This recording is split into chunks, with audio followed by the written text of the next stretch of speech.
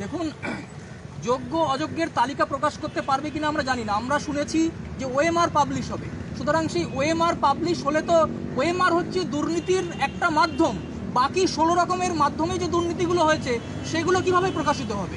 আমরা চাইছি প্রত্যেকটা চাকরি প্রার্থী অর্থাৎ 2016 এসএলএসটি প্যানেলের চাকরি হারা এবং চাকরি প্রার্থী প্রত্যেকের ব্যক্তিগত তথ্য, নিয়োগ তথ্য নেটে আপলোড করা হোক এবং প্রত্যেকে যাতে প্রত্যেকের তথ্যটা দেখতে পারে।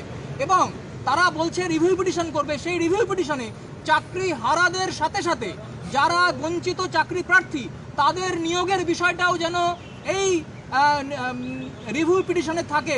আমরা সেদিকেই তাকিয়ে আছি। তোমাদের তো র‍্যাঙ্ক জাম্পিং হয়েছিল, একটা অভিযোগ ছিল তোমাদের।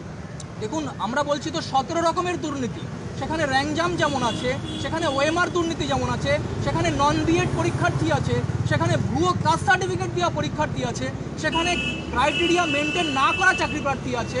সুতরাং দুর্নীতির বিভিন্ন রকমের রকমফের যেটা হচ্ছে 17 রকম, সেই দুর্নীতির কারণেই কিন্তু আজকে আমরা এখানে বসতে বাধ্য হয়েছি। ইতিমধ্যে